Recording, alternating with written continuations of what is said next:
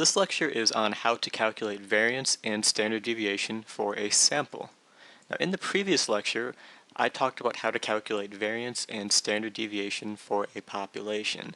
This lecture is almost exactly the same, except now I'm talking about calculating variance and standard deviation for samples.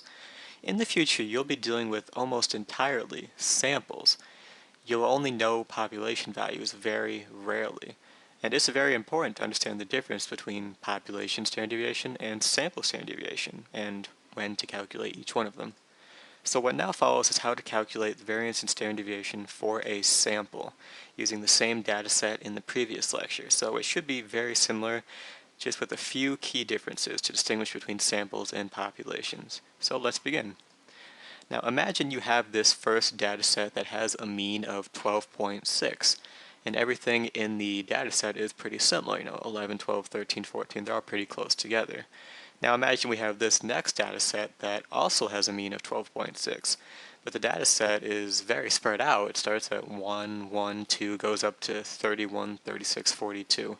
We come up with the same mean, but the data set is very different.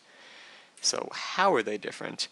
Well, they differ by measures of dispersion. Dispersion refers to how spread out a data set is about the mean. So variance and standard deviation are the two main measures of dispersion within a data set. So right here I have the calculations for sample variance and sample standard deviation. These are commonly called the definitional equations or the definitional approach, which take a little bit longer but make more sense. In the future I will teach you the computational approach, which is shorter, makes less sense, but it's a lot easier to do. So in this, notice that we're using lowercase n because this is sample size. We're using x bar because this is sample mean, and we're using the letter s to represent standard deviation for a sample. So first of all, I'm going to organize everything into this chart. Imagine that we just have this sample data set, 1, 2, 2, 3, 4, 5. So the first step is to calculate the mean, which I do by adding together those 6 values and then dividing by 6. So I find a mean of 2.83, which I put in here. Now the next thing we have to do is find out what each score minus the mean is. We want to find out how much each score deviates from the mean, which I'll do right now. So we subtract and we get negative 1.83, negative 0.83, and so on. So the next part here is to square those values, because if we didn't square those values and just added them together, we'd get 0, and that's kind of useless to us. So we need to make them all positive. So we square all those values that we just found and get 3.35, 0.69, and so on. Now the next part, the top of the fraction that we're trying to find is the sum of. We want to find the sum of all x minus x bar squared. That's what that capital sigma means. So we add together all of those squared deviations and find a sum of 10.84. Now the next step is to divide by n minus 1. Now if we were calculating the population variance, we would just divide by n.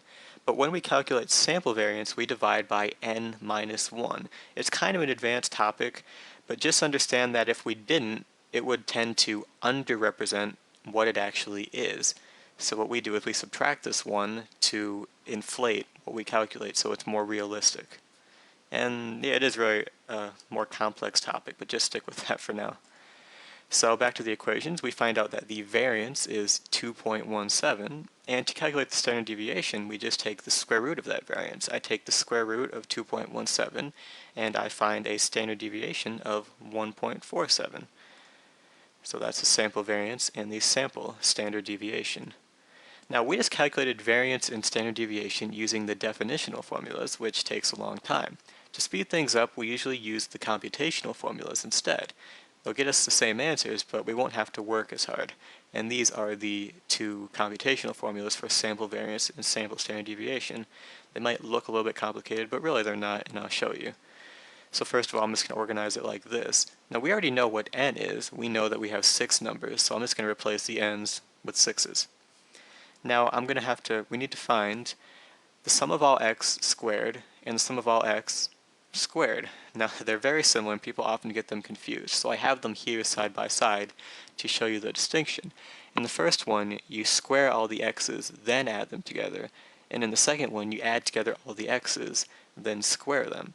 So we find 59 and 289, and I'm just going to put that into the equation. And now that it's there, it'd be pretty easy for us to solve for variance. We just complete that equation and find a variance of 2.17, which is the same as last time.